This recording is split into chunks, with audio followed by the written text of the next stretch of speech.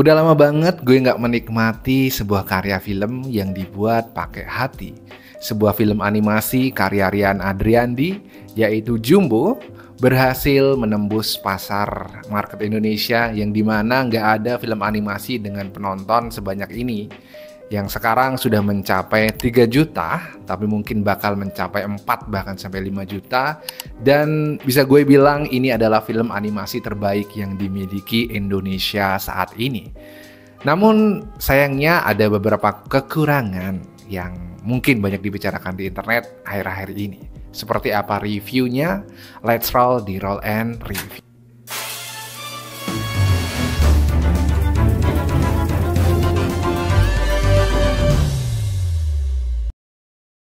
Kembali lagi di Roll and Review bersama saya Yoma Karisma menjadi host di sini, dan kali ini saya akan membawakan sebuah review dari film animasi terbaik yang pernah saya tonton, yaitu film Jumbo, sebuah karya Rian Adriandi yang luar biasa memukau saat saya menontonnya.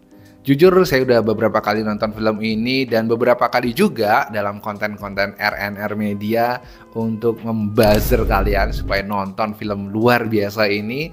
Karya animasi yang bisa dibilang ini sangat penuh effort dan dibikin menggunakan hati gitu ya oleh seorang kreatornya, yaitu Rian Adriandi. Sinopsis cerita dalam film Jumbo ini sebenarnya sangat ringan dan sangat mudah dipahami karena memang marketnya adalah untuk anak kecil gitu ya, agar bisa dinikmati untuk semua orang atau semua umur. Yaitu tentang bagaimana Don ingin membuat suatu pertunjukan, dan pertunjukan itu adalah buku dongeng peninggalan orang tuanya. Namun Don di sini kehilangan bukunya dan ingin melakukan pertunjukan, namun dia harus mencari buku tersebut. Nah, di situ pun terjadi bagaimana konflik anak kecil, bagaimana tentang pencarian jati diri, keberanian, dan juga persahabatan. Oke, first impression gue menonton ini jujur ini gimana ya, udah kayaknya level animasi di Indonesia ini udah next level ya. Awal nonton Jumbo jujur first impression nih udah underestimate gitu ya. Ya udah kita terima seperti apa filmnya gitu ya. Apa ini mirip Adit Sopodjarwo dijadiin animasi ataupun seperti Upin Ipin the Movie ya. Awalnya sih gue nonton kayak gitu, oke standarnya oke kayak gitu. Enggak berlebihan atau enggak seperti yang seindah itu gitu ya. Namun setelah saya menonton beberapa kali bahkan, ini memang top, visualnya udah top notch banget, dan secara detail kecil dari visual, dari cerita yang ringan, dan dari world buildingnya, wah ini Kampung Durian runtuh, bakal runtuh karena ada film Jumbo yang mengedepankan sisi lokal Indonesia banget. Ya, dari orang yang bekerja sebagai graphic design dan juga mengenal bagaimana animasi itu dibuat secara visual, memang ini benar-benar dibuat pakai hati. Gue menikmati banget dan merasakan banget bagaimana kecintaan seorang Rian Adriandi ini untuk mengcrafting film Jumbo dan mencintai dunia animasi. Ya, film ini memang di-crafting atau dibuat, dikreatori selama 5 tahun. Ya, itu memang benar ya, untuk seorang animator itu 5 tahun, dan dengan budget yang kita mungkin di film Jumbo ini Visinema belum bongkar-bongkaran budgetnya berapa ya, tapi untuk animasi memang ini bisa sampai miliaran bahkan untuk animasinya. Dan dikerjakan selama 5 tahun, ini menurut gue suatu masih tergolong cepat dengan hasil yang luar biasa itu visualnya ya. Ya, kita bisa lihat dari detail-detail kecil ya, world building, bahkan awal-awal scene baru pembuka film udah disuguhkan bagaimana kampung itu gimana di crafting. Di sana banyak warung-warung, dan juga satu kampung pun karakternya nggak cuma satu ya.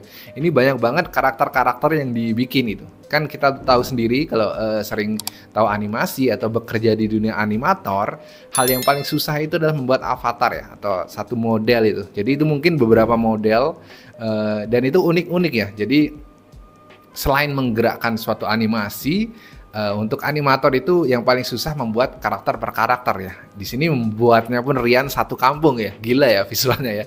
Dibikin karakternya satu kampung, terus itu pun dari world buildingnya, per rumah-rumah, per kios-kios, dari warung-warungnya pun disuguhkan secara apik gitu ya. Walaupun itu hanya background gitu, Mungkin saat scene Don main di taman ya, itu mengingatkan gue sama film Nobita ya, karena di sana ada bekas-bekas pipa-pipa yang proyek gitu.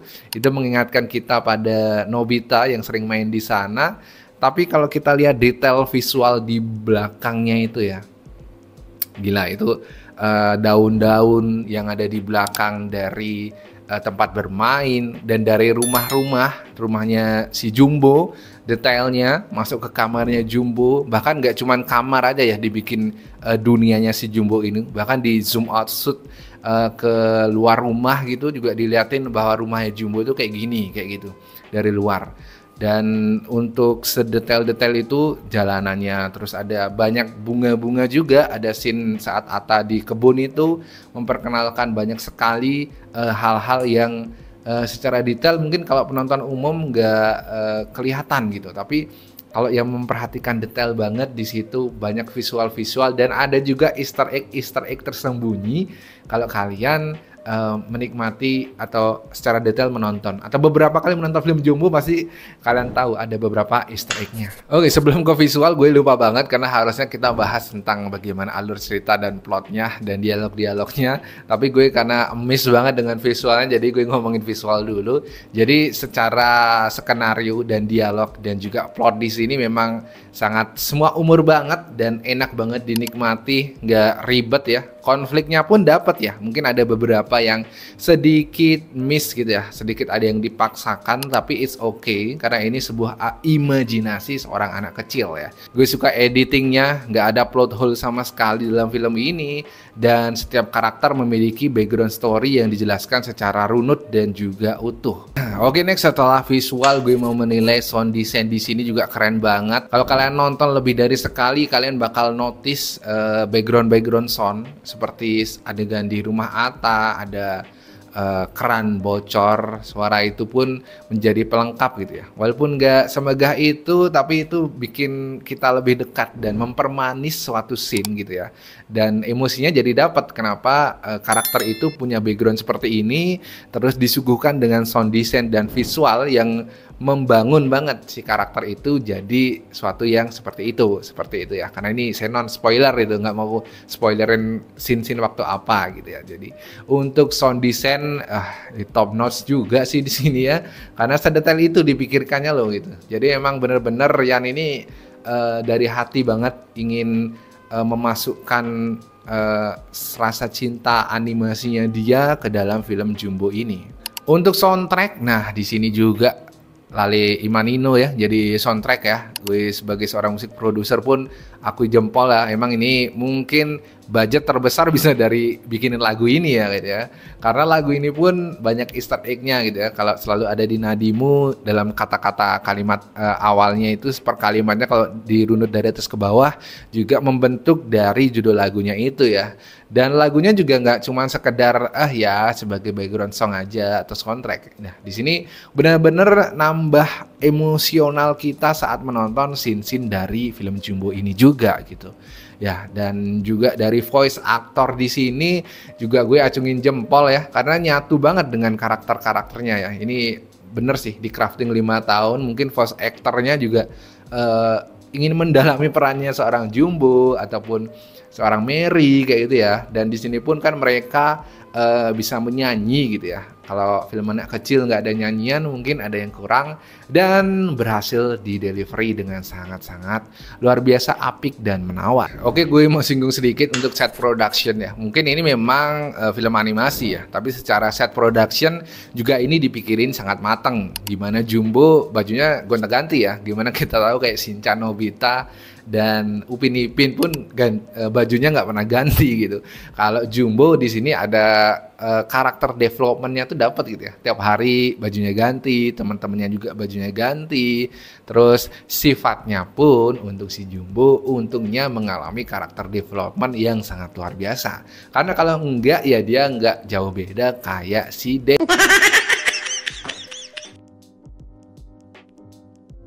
Dan untuk kontra, nah ini dia yang lagi ribut di internet. Karena Jumbo ini ada scene bertemu hantu seorang Mary ya. Jadi disitulah yang membuat ibu-ibu ini merasa risih gitu ya. Ini kok filmnya ngajarin kita ngomong sama hantu gitu. Kan ini dalam kaidah agama nggak ada kayak gitu ya. Jadi disitu pun menegaskan kalau film Jumbo ini dia yang kontranya di bagian itu aja kayak gitu. Walaupun filmnya emang disajikan dengan luar biasa bagus kayak gitu. Nah, menanggapi hal ini mungkin bagi saya pribadi ya, ini subjektif ya Ibu ya. Ini adalah film imajinasi anak kecil ya. Ini film untuk anak kecil. Jadi buat kalian mungkin yang kontra atau mungkin nggak jadi deh ngajak karena ada hantunya gitu ya.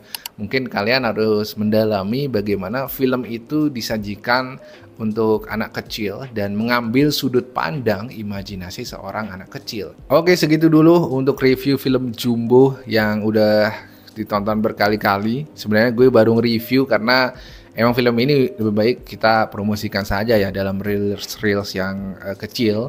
Mungkin bakal kita bedah lagi ulang dalam review yang non spoiler karena gue pengen banget banyak nyepoilerin kalian tentang detail-detail kecil. Nanti kita akan bedah lebih dalam tentang film ini dan ini adalah review non spoiler dulu ya kayak gitu.